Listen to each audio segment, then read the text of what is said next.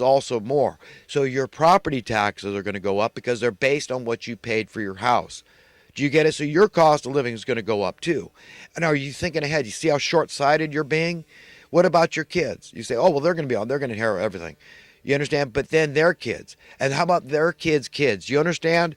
Somewhere along the line, somebody's going to be caught holding the bag. I can remember my real estate professor and I talking privately about this. He said, when is this bubble, going to burst? And this was before the '08 bailout, because I got my California real estate license in 2006, a 4-year license. I wanted to get into developing truly affordable housing, okay, where somebody on a minimum wage job could once again afford to be a homeowner. That was my dream. And then when I realized how utterly repugnantly political it was and had nothing to do with conservative, liberal, or Democrat or Republican. I'm talking about money. You understand? People hate to hear that stings their ears. Affordable housing, when you're in the real estate business, when you're in the lending business, okay, when you're in the landlord business, you understand? And that's conservatives and liberals and Democrats and Republicans and socialists, people that call them, these are just words, remember, and capitalists, all mixed in that bunch that are opposed to truly affordable housing. And yes, they've got a good reason, because they want the prices to go up. That's all. It's all about making more money, increasing their profits. They don't care what kind of wreckage they leave behind. They don't care that in 2000, the end of the turn of the century, the majority of California residents were homeowners. Okay, not anymore. Okay, and that percentage is dwindling as I speak, the percentage of homeowners. And that's creeping across. Is that a good thing? But the mainstream media is not going to talk about this, are they?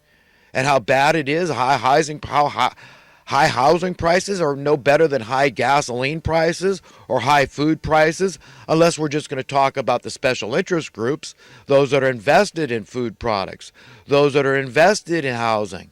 Okay, do you understand? So I'm trying to educate people to understand how this thing works, but this under an increment is akin to ill-gotten gain in my mind, that people don't understand. I mean, this is the deworthment, the debasement of your currency through raising your cost of living. This is what they've done slowly and steadily. So could you imagine the trauma suddenly if the Labor Department grew a pair and said, hey, no, we're going back 40, 50 years and we're going to reset minimum wage to have the buying power that it had at the minimum wage amount at that time. We're going to be honest and real. You know what a shock to the system that would be? People say, oh, you'd have mass layoffs. Well, let the cookie crumble. Okay. Hey, that's just the way it goes. Okay, let the chips fall where they will. And we've got to pick up the pieces and we've got to get real. But we need to see cost of living reduction.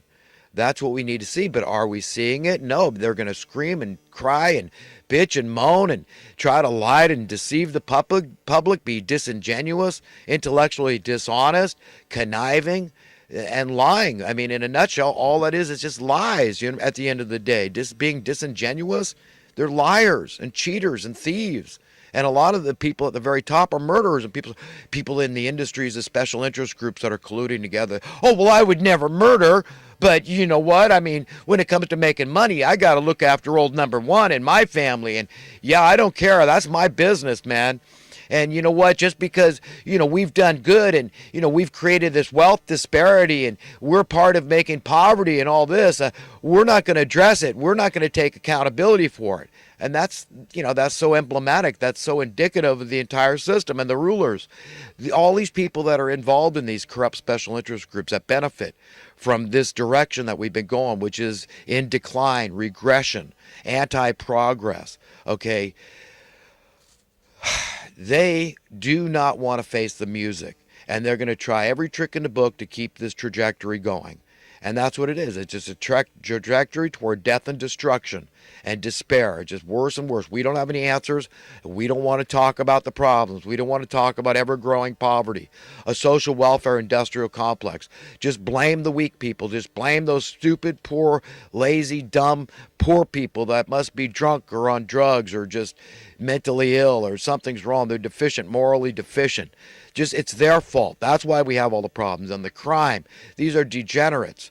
These are freaks, man. That's what it is. We're not going to talk about how poverty is the biggest driver of crime. Okay, we're not going to talk about these things. We're not going to talk about the fact that we all have a right to share in this planet because the planet belongs to God. We're all God's children, so all the resources belong to God. So there's nothing wrong with having an extension of Social Security, that nobody has to be born into fear. If the system's going to work, okay, and you can't prove to me that the system won't work if we're all born rich with a share in the planet, because it's a thus saith the Lord thing. It's not a communist thing. It's not a socialist thing. As a matter of fact, I'm a fiscal conservative, and I resent the suggestion that I am some kind of a wild-eyed socialist or communist or anything like that by suggesting a basic income, okay, that nobody needs to be born into fear. I want to thwart these evil monsters any way I can. The people at the top of this pyramid, okay, these are monsters. That's not even... I mean, if you could see their soul, you'd understand what I'm saying. They're a murderous lot, okay? The American people were plunked in the pot, okay, this pot with the frog analogy. In 1963, when they murdered JFK, JFK was abolishing the Federal Reserve. Look up Executive Order 11,110. Okay, he had already supplanted Federal Reserve notes. We didn't need them for bupkis. Do you understand what happened here? And then they slowly turned up the heat, and here we are today. Now, how are we going to get out of this mess without some huge trauma? Huge. I mean, think about it. But how far can we go like this? Ever just turning up the dial of insecurity? That's fear. Very tangible, very real, very visceral fear when people's bills keep going up. The cost to pay their landlord, the cost for food, the cost for registering their car. Everything just keeps going up, and everybody says, well, we understand inflation. Nobody does. They're all ignorant and confused. My people perish for lack of it. It's not right. It's not proper, and it is not capitalism. I am a true capitalist, and I know how to identify true capitalism. I know how to identify progress relative to true capitalism, folks. I know what the hell I'm talking about here. Okay? I want you to have lower taxes. I don't believe in the Robin Hood theory of taking from the haves to give to the have-nots and wealth redistribution. That's theft on its face, prima facie. So I don't prescribe to that. But I do believe in egalitarianism, and I am an idealist. That's what Christians have to be. You call yourself a Christian and constitutional Americans, you should be all about freedom and safety and security for the people, free speech, all these good things, the Bill of Rights, all these good rights we have, okay? And a prosperity that benefits everybody, okay? Gradually across the board, nobody left out of the loop here. These are good American values, good Christian values, good godly values for anybody that claims to be righteous and fighting the good fight. You've got to be on everybody's side. You can't say because this guy's job is unskilled and, oh, he just works in a factory. Oh, yeah, we could cheat him.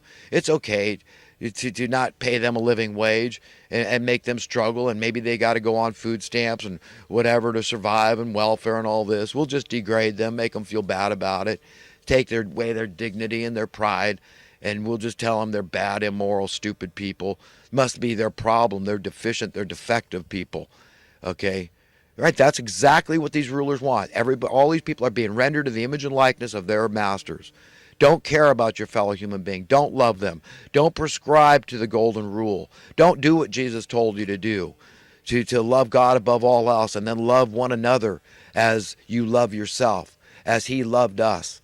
Okay, it's all very simple. I mean, all the things you want for yourself and your family, you've got to want for others and their families. A little child can understand that. That's being righteous. That's being meek. That's being a Christian. That's being an American. Giving a damn, loving one another, and proving it. Okay, what are your values? What are your credos? What is your philosophy? What are your belief systems? Are they going to hold water